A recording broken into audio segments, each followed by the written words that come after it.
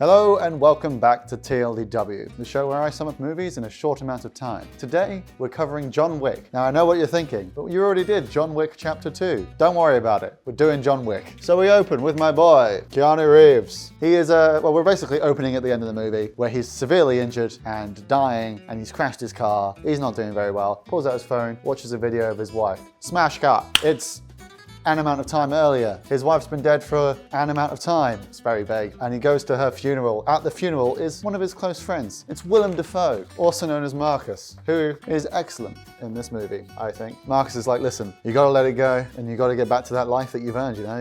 Your wife would be proud of you or something. So yeah, they just chat for a bit because they're mates, and you know, it's nice to have a movie where there's just two blokes and they're mates and they don't get angry with each other or yell at each other halfway through. He goes home. While he's at home, he's sort of moping around. He's not very happy. When there's a knock at the door, he answers the door. Who is it? It's a dog. A dog knocked on the door. Can you believe it? No, he's been sent a dog by his dead wife because his wife died of illness. Vague, unexplained illness. His wife sent him this dog posthumously. Was that posthumously? To be like, listen, you're a very angry man, so chill out. I might be dead, but here you are. Here's something to love now that I'm gone. And he's like, sick, great, love dogs. He has a dog now, and he's very happy. He takes him for walks. He's like, listen, you know what? I'm loving having a dog. It's great. But I need to go get some proper food for him, and I need to fill up my car while I'm at it. So let's go to the gas station. So he goes to the gas station, and while he's there, some Russians appear. Specifically, this bloke, who I believe his name is pronounced Yosef, but I don't know. And I should have looked into it. Not important now, we're here. Yosef's like, your car's pretty sick, I want to buy it. And John's like, mate, it's not for sale, it's my car. Don't fuck yourself, you've got a small penis. And Yosef is like, whoa, whoa, whoa, whoa, whoa, whoa, whoa. Everything has a price, bitch. And he's like, no, not this bitch. Oh, that was all in Russian, to clarify. And that's why he's like, oh, disrespecting me? John's just vibing at home. And then guess who shows up? The fucking Russians. Russians, you know, beat the shit out of him for a bit, then beat the shit out of his dog. They take his car when he falls unconscious, and he wakes up to discover his dog's dead body. So yeah, his dog's dead. He's pretty sad about it, and Yosef has stolen his car. Where's he taking the car? He's taking it to my bloke, who's known only as Aurelio. Finds out, sees the car, and he's like, I know that car. Where did you get it? He's like, does it matter? It does matter. Bam, punches him in the face. And he's like, get the fuck out of my chop shop. And they're like, whoa, whoa, whoa, whoa. All right, bro, we'll leave. Because he recognizes that it's John Wick's car. John goes to see Aurelio, and Aurelio is like, yeah, they took your car. It's the son of Vigo. At which point, Vigo calls Aurelio. Not at the same time, it's around the same point in the movie. After John leaves, Vigo calls Aurelio and is like, I heard you punch my son. Why'd you do that? And he was like, well, he stole the car. And he's like, yeah, but that's what we do. And it was John Wick's car. And he was like, oh no. That's bad for me. Just to preempt any sort of violence, he sends a bunch of goons to John Wick's house, at which point Mr. John is sort of gearing up. He's got his nice bulletproof black suit. He's got some coins. He's got some guns. Uses the guns to just fucking kill everyone. All the goons that old Vigo sent. So they're all dead. And he's like, right, looks like I'm back for a bit, and I'm gonna go find this kid, probably kill him. After he's killed all the goons, Vigo's like, right, he's taking down my goons. Bounty, $2 million.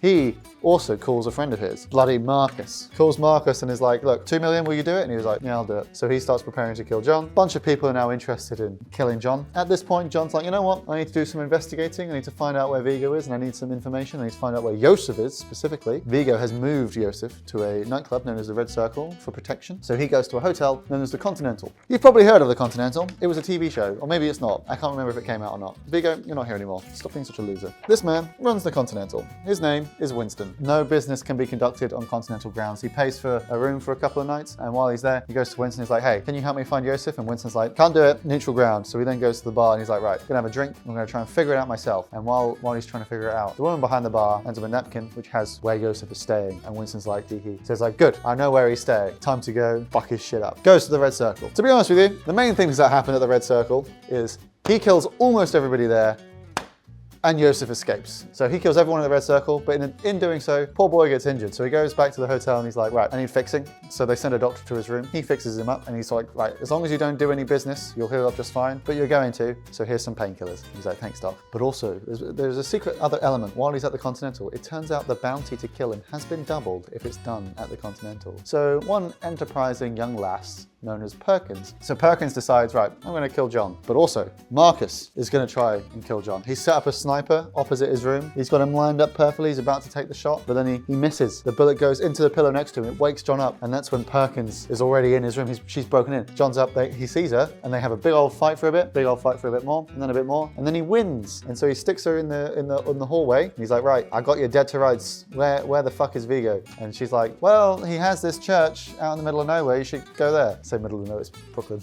While they're having that discussion, another man by the name of Harry steps out. He's like, what's going on? He's like, hey, I'll pay you to just keep an eye on her because I've got to go deal with something. And he's like, fine, sure, I'll take that. You need to remember, Marcus missed his shot. Guess he's not as good an assassin as we thought. Or is there something else at play? Mr. Wick goes to church. Turns out at the basement of the church is a vault containing lots of incriminating information and valuables that Vigo is holding. So John just kills everybody in there and then destroys everything. And then when Vigo comes to investigate, John starts shooting people around him, but then they manage to capture John because he gets hit by a fucking car in the middle of the gunfight, which I think is poor form. But anyway, while they're interrogating him, they're like, right, John, I admire you, but we're gonna kill you now. And he was like, right, well, you know what? Tell me where your son is or you die too. And he's like, nah, you're dead. So he leaves. And as he leaves, his goons start choking John. But as they're choking him, one of them shot in the head. By who? I hear you ask. Marcus. And I am going to put Vigo up as well because he was there. He is still around somewhere. So Marcus shoots one of the goons and that gives John enough leverage to just fuck up the other one. He grabs a gun, chases the car that Vigo's driving away in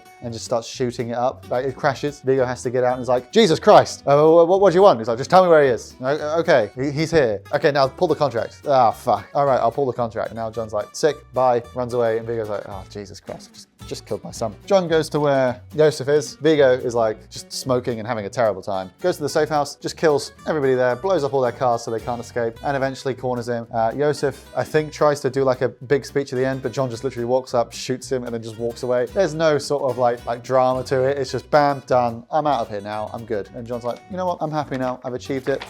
Bitch is dead, we're fine. But are we? It's because it turns out old Perkins, she managed to break out and kill Harry. And they then go to pick up Marcus because Marcus betrayed them. So they capture Marcus and they start beating on him and torturing him. Meanwhile, Perkins gets a call from old Winston. So it's all coming to a head now. All the main players are in play. Vigo calls John and is like, hey, listen, I was torturing you, mate. And then he got up to describe what happened there. Marcus managed to break out. He's throwing punches left and right. He's pulled a gun. He manages to kill one of the goons, but then Vigo's just like, fuck it, bang. So Marcus is shot and sadly killed. Perkins is off meeting with Winston. Winston's like, your membership has been terminated, bye. And he's like, what a weird thing to call me here for. Oh, I've been shot 4 times in the head. Final confrontation between these two. Vigo is trying to get away on a helicopter, almost succeeds, but they end up having a knife fight, which John wins, and then he shoots him in the head. But John is severely fucked up by fighting. So he's sort of trundling along in his very damaged car, and then it's the intro again. Oh, where he's in a broken car, and he's watching the video on his phone. He's like, you know what? I'm not ready to die. So he goes into the building he's next to. They were on the docks. What do you think's in that building? Do you think some sort of dock-related thing? No. It's a vet. Don't know why, but it is a vet or an impound or something, and there's medical supplies in there. So he fixes himself. Oh, you're dead. Finds a dog there, adopts it, and it comes full circle. He leaves, he's happy, he's got his puppy, and he's won. That was John Wick. I do hope you enjoyed, and if you did, feel free to like and subscribe. Leave a comment down below if there's a film you'd like me to cover in the future, and I'll put it on the list. That was a fun barrel of laughs. So by barrel of laughs, I mean mostly bullets and dead people. But you know, those two are interchangeable. I'm gonna go because I actually do have a reservation at the Continental tonight. If anyone wants to join me, you can't. Goodbye.